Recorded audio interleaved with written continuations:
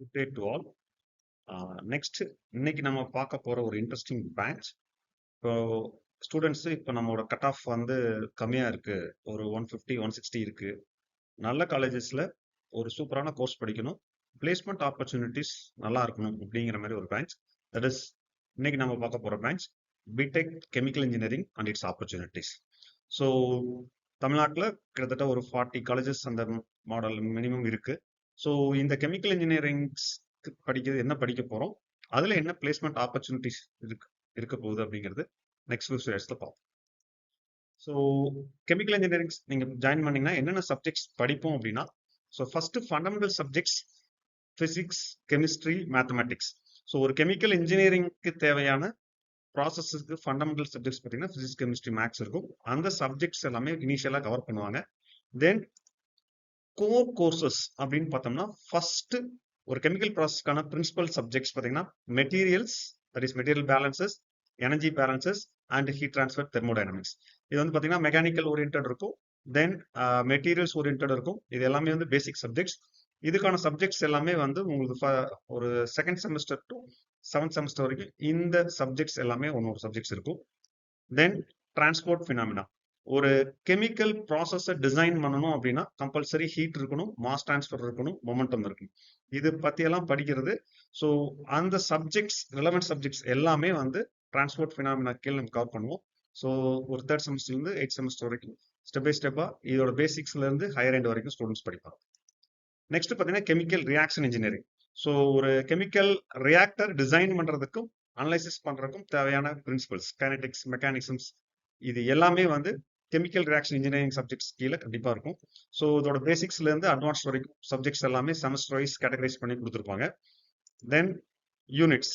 So ஒரு distillation process, ஒரு absorption process, extraction process, filtration process, crystallisation, இந்த மாதிரி இருக்கிற எல்லா யூனிட் ஆப்ரேஷன்ஸுமே வந்து சப்ஜெக்ட்ஸ்ல கவர் பண்ணியிருப்பாங்க. ப்ராசஸ் கண்ட்ரோல் ரொம்ப ரொம்ப முக்கியம்.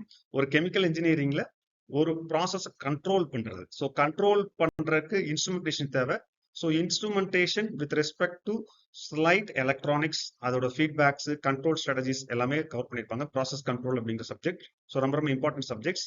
ஸோ இது இல்லாம தென் டிசைன், ஒரு equipment design, chemical engineering chemical ப்ராசஸ்க்கு தேவையான எக்யூப்மெண்ட் டிசைன் பண்றதுக்கான சப்ஜெக்ட்ஸ். ஸோ ஒரு இன்ஸ்ட்ருமெண்டேஷன் சப்ஜெக்ட்ஸ் எல்லாமே இருக்கும். ஸோ ஒரு கெமிக்கல் இன்ஜினியரிங் ஒரு டிசைன் பண்ணணும், ஒரு ரியல் வேர்ல்டு ப்ராப்ளம் சால்வ் பண்ணணும் அப்படின்னா அதுக்கு பேசிக்ஸ்ல இருந்து ஒரு ஃபண்டமெண்டல் சப்ஜெக்ட்ஸ்ல இருந்து அட்வான்ஸ் வரைக்கும் என்ன பிடிச்சிருக்கணுமோ அது வந்து டிசைன் ஓரியன்ட் சப்ஜெக்ட்ஸ் எல்லாமே கவர் பண்ணியிருப்பாங்க. தென் லேப்ஸ் பார்த்தீங்கன்னா மோஸ்ட்லி ப்ராக்டிக்கல் லேப்ஸ் தான் இருக்கும். ஸோ ஒரு ப்ராசஸ் மெஷர் பண்றது, அனலைசிஸ் பண்றது, எக்ஸ்பெரிமெண்டல் பண்றது எல்லாமே ஒரு கெமிக்கல் ரிலேட்டடா, கெமிக்கல் இன்ஜினியரிங் ரிலேட்டடா பிரின்சிபல்ஸ் எல்லா லேப்ஸுமே இதுல கவர் பண்ணிருப்பாங்க. தென் எலக்டிவ்ஸ், ஒரு கெமிக்கல் இன்ஜினியரிங் ஜாயின் பண்றாங்க அப்படின்னா எலக்டிவ்ஸ் அவங்களுக்கு ஆப்ஷன்ஸ் பார்த்தீங்கன்னா என்வரான்மெண்டல் இன்ஜினியரிங் இருக்கும். ஸோ சிவில் அந்த மாதிரி ஸ்பெஷலிஸ்ட் பிரான்ச்சில் படிக்கிற மாதிரியே கெமிக்கலுக்கும் என்வரான்மெண்டல் இன்ஜினியரிங் பார்த்தீங்கன்னா ஒரு ஒரு பிரான்ச் ஆஃப் எலக்டிவ்ஸ் எடுத்து அதுல பேசிக் சப்ஜெக்ட்ஸ்ல இருந்து அட்வான்ஸ் சப்ஜெக்ட்ஸ் வரைக்கும் அவங்க படிக்கலாம். தென் பயோகெமிக்கல் இன்ஜினியரிங் ஒரு சப்ஜெக்ட்ஸா எடுத்துட்டு எலக்டிவ்ஸ் படிக்கலாம்.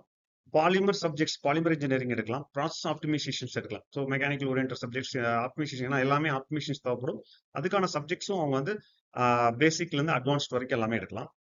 தென் apart from that ethics and professional development, engineering ethics, ஒரு கெமிக்கல் இன்ஜினியரிங்க்கு ஒரு இண்டஸ்ட்ரிக்கு தேவையான சேஃப்டி, என்ன எத்திக்ஸ் ஃபாலோ பண்ணணும், என்ன ரெஸ்பான்சிபிள் இன்ஜினியர்ஸ்க்கு, இதுக்கான சப்ஜெக்ட்ஸ் எல்லாமே வந்து இன்ஜினியரிங் எத்திக்ஸ் அண்ட் ப்ரொஃபஷனல் டெவலப்மெண்ட்ல கம்பல்சரி கவர் பண்ணியிருப்பாங்க. Then projects. ஸோ இன்ட்ரெஸ்டிங் என்னன்னா கெமிக்கல் இன்ஜினியரிங்ல ரியல் வேர்ல்ட் ப்ராப்ளம்ஸை கண்டிப்பாக சால்வ் பண்ண முடியும். ஸோ மோஸ்ட்லி ப்ராஜெக்ட்ஸ் எல்லாமே பார்த்தீங்கன்னா ஒரு இண்டஸ்ட்ரியோட டைப் பண்ணி இண்டஸ்ட்ரியல் ப்ராப்ளம்ஸ் எடுத்து ரியலிஸ்டிக்காக சால்வ் பண்ற மாதிரி இருக்கும். ஸோ ஓவரால் அவங்க கரிக்குலம் ஸ்ட்ரக்சர் பார்த்தீங்கன்னா ஒரு கெமிக்கல் இன்ஜினியரிங் இண்டஸ்ட்ரிக்கு ஒரு ப்ராசஸ் டிசைன் பண்றதோ, ஒரு அனலைசிஸ் பண்றதோ, இல்ல ஒரு கண்ட்ரோல் பண்றது, என்ன எத்திக்ஸ் இருக்கணும், அதுக்கு ரிலேட்டடான சப்ஜெக்ட்ஸ் எல்லாமே கெமிக்கல் இன்ஜினியரிங்ல இருப்பாங்க. Apart from that computer related கோர்சஸும் கம்பல்சரி இருக்கு. ஒரு C++ இந்த மாதிரி ஒரு பேசிக் ப்ரோக்ராமிங் கோர்சஸ் எல்லாமே கொடுத்துருப்பாங்க. சாஃப்ட்வேர் கோர்சஸுமே கொஞ்சம் இருக்கும். ஸோ என்னன்னா இண்டஸ்ட்ரிக்கு தேவையான எல்லா கோர்சஸுமே இன்டெகிரேட் பண்ணி கரிக்குலம் டெவலப் பண்ணியிருப்பாங்க. ஸோ நெக்ஸ்ட் ஆப்பர்ச்சுனிட்டிஸ் அப்படின்னு பார்த்தோம்னா ஒரு கெமிக்கல் இன்ஜினியரிங்க்கு படிச்சா என்னென்ன ஆப்பர்ச்சுனிட்டிஸ் கிடைக்கும்னா plenty of opportunities are there. ஆக்சுவலா ஸ்டூடெண்ட்ஸ்க்கு அவேர்னஸ் கிடையாது. நம்ம வந்து ஐடி செக்டார்ல மட்டும்தான் ஹையர் சேலரி கொடுப்பாங்க அப்படின்லாம் கிடையாது. கெமிக்கல் இன்ஜினியரிங்ல உங்களுக்கு chemical engineers potential chemical engineers இருந்தாங்கன்னா ஹையர் ஸ்டார்டிங் பேலயே வந்து good companies are that to recruit. So one such field is petrochemical industry. So இந்தியாவில் பார்த்தீங்கன்னா ஏகப்பட்ட பெட்ரோகெமிக்கல்ஸ் இண்டஸ்ட்ரீஸ் இருக்கு, ரிஃபைனரிஸ் இருக்கு, கெமிக்கல் பிளான்ட்ஸ் இருக்கு, பாலிமர் மேனுஃபேக்சரிங் இண்டஸ்ட்ரீஸ் இருக்கு. அதுல பாத்தீங்கன்னா ஒரு ப்ராசஸ் இன்ஜினியர் தேவைப்படுவாங்க, ப்ரொடக்ஷன் இன்ஜினியர் தேவைப்படுவாங்க, R&D ஸ்பெஷலிஸ்ட் தேவைப்படுவாங்க. இது எல்லாமே வந்து கெமிக்கல் இன்ஜினியர் கண்டிப்பா ஃபிட் ஆவாங்க petrochemical industries. Then paramedical pharmaceutical industries, நீங்க ஒரு மெடிக்கல் ரிலேட்டட் கம்பெனிஸ் எடுத்தீங்கன்னா ட்ரக் மேனுஃபேக்சரிங் கம்பெனி, அதுல ப்ராசஸ் ஆப்டிமைசேஷன், குவாலிட்டி கண்ட்ரோல், அதுக்கு என்ன ரெகுலேட்டரி கம்ப்ளைன்சஸ்லாம் மெயின்டைன் பண்ணும், இந்த மாதிரி வந்து எல்லா ஃபீல்டுக்குமே வந்து கெமிக்கல் இன்ஜினியர்ஸ் கண்டிப்பா சூட் ஆவாங்க. பார்மசூட்டிக்கல் இண்டஸ்ட்ரீஸ் எல்லாமே தே will recruit chemical engineers. Then food and beverage industries. So ஒரு ஃபுட் ப்ராசஸிங் பிளான்ட் டிசைன் பண்ணணும், இல்ல ஒரு ஃபுட் அடிட்டிவ் டெவலப் பண்ணணும், ஒரு குவாலிட்டி அஸ்யூர் பண்ணணும், தென் ஃபுட் சேஃப்டி ஸ்டாண்டர்ட்ஸ்க்கு கண்டிப்பா மெயின்டைன் பண்ணணும்னா food technology students as like that chemical engineering ஸ்டூடெண்ட்ஸும் ஃபுட் அண்ட் பெவரேஜ் இண்டஸ்ட்ரீஸ் இந்தியாவில் இருக்கிற அத்தனை இண்டஸ்ட்ரீஸுமே they will recruit chemical engineers. Then environmental engineering. So இது கண்டிப்பாக government sectors as well as private செக்டார்ஸ்ல பார்த்தீங்கன்னா ஒரு பொல்யூஷன் கண்ட்ரோல் ஆகட்டும், வேஸ்ட் வாட்டர் ட்ரீட்மெண்ட் ஆகட்டும், அண்ட் ஒரு மேனுஃபேக்சரிங் ப்ராக்டிஸ், இந்த மாதிரி பண்றதுக்கு எல்லாமே என்வரான்மெண்டல் இன்ஜினியரிங் கீழே வரும். ஸோ எல்லா கம்பெனிஸ்லையுமே என்வரான்மெண்டல் இன்ஜினியரிங் ரிலேட்டடா ஒரு இன்ஜினியர்ஸ் எடுக்கணும் அப்படின்னா chemical engineers will shoot for their particular post. Then apart from that biotechnology and biochemical industries. So ஒரு பயோ ப்ராசஸ் டெவலப்மெண்ட், ஃபெர்மெண்டேஷன், ஒரு ஃபியூல் ப்ரொடக்ஷன், பயோஃபார்மடிக்கல் மேனுஃபேக்சரிங், இந்த மாதிரி கம்பெனிஸ்க்கு எல்லாமே that is biotechnology and biochemical இண்டஸ்ட்ரீஸ்க்கு எல்லாமே வந்து கெமிக்கல் இன்ஜினியரிங் ஸ்டூடெண்ட்ஸ் எக்ஸாக்டா ஃபிட் ஆவாங்க. They also recruit students. Then energy sector. So இன்னைக்கு இருக்கிறதுலே எவர் கிரீன் செக்டார் பார்த்தீங்கன்னா எனர்ஜி செக்டார் தான். அதுல oil, gas processing, renewable, non renewable energy technologies, energy efficiency, energy managers, இந்த மாதிரி ஏகப்பட்ட ரோல்ஸ்க்கு பார்த்தீங்கன்னா கெமிக்கல் இன்ஜினியர்ஸ் ஃபிட் ஆவாங்க. ஸோ எனர்ஜி செக்டார்ஸ்ல இருக்கிற எல்லா கம்பெனிஸுமே வந்து கெமிக்கல் இன்ஜினியர்ஸை ரெக்ரூட் பண்ணுவாங்க. Then consumer goods and personal care products. So as like that cosmetics products எல்லாமே, டாய்லெட்ரி செராமிக்ஸ் எல்லாமே, household products and special chemicals manufacturing, இந்த மாதிரி இருக்கிற கம்பெனிஸ் எல்லாமே consumer goods, then industrial goods, எதுக்கு தேவைப்படுற கெமிக்கல் ரிலேட்டட் எல்லாமே கண்டிப்பா அந்த இண்டஸ்ட்ரீஸ்க்கு கெமிக்கல் இன்ஜினியரிங் படிச்ச ஸ்டூடெண்ட்ஸ் கண்டிப்பா ரெக்ரூட் பண்ணுவாங்க.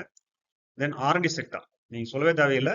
ஸோ கவர்மெண்ட் நீங்க டாப் நவரத்னா கம்பெனிஸ் ஆகட்டும், எல்லாம் நீங்க ஆயில், கேஸ், தென் நீ பெட்ரோகெமிக்கல், எந்த இண்டஸ்ட்ரீஸ் ஆகட்டும், கவர்மெண்ட் லேப்ஸ் ஆகும், தென் அகடமிக் இன்ஸ்டியூட்ஸ், எங்கெங்கெல்லாம் ஒரு நியூ மெட்டீரியல்ஸை வந்து அவங்க ப்ராசஸ் பண்ணும், நியூ டெக்னாலஜிஸ் வேணும் கெமிக்கல் ரிலேட்டா, எல்லாத்துக்குமே வந்து பர்ஃபெக்டா R&Dல நாட் ஓன்லி இண்டஸ்ட்ரீஸ் எல்லா பக்கமே வந்து கெமிக்கல் இன்ஜினியர்ஸ் கண்டிப்பா சூட் ஆகும்.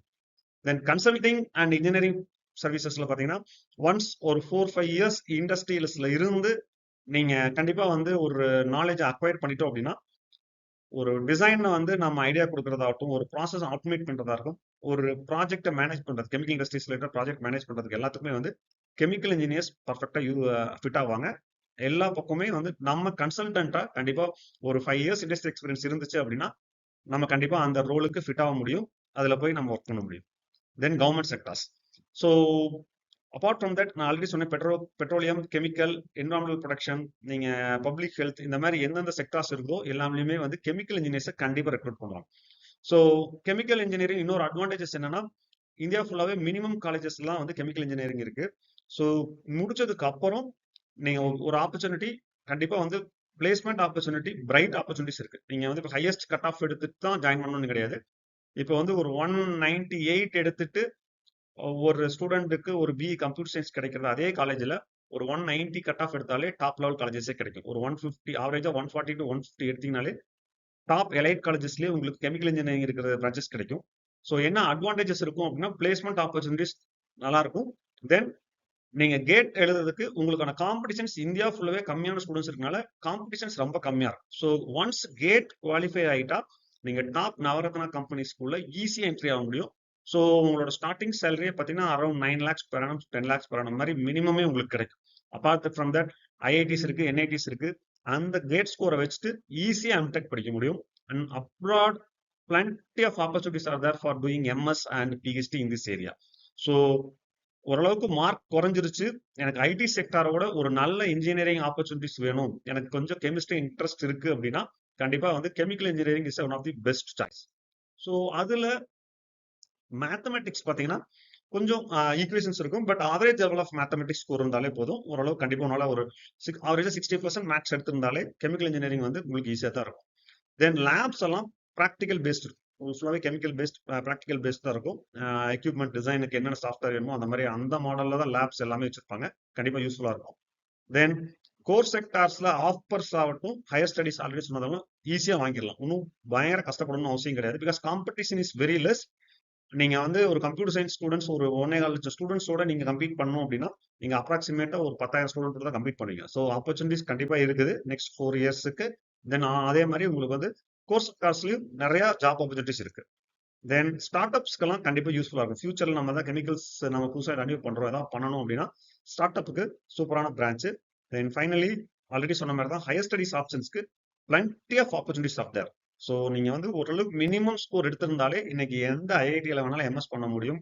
இல்ல நீங்க போய் ஏதாவது டாப் லெவல் கவர்மெண்ட் ஏஜென்சிஸ்ல விதவுட் எனி இன்டர்வியூ ஜஸ்ட் உங்களோட கேட் ஸ்கோர் வச்சுட்டே வந்து நீங்க கண்டிப்பா ஜாயின் பண்ண முடியும். ஸோ தேங்க்ஸ் ஃபார் வாட்சிங். This is about myself. And in case any doubts about this or any suggestions, you can mail to this or just comment in the uploaded video. Thank you.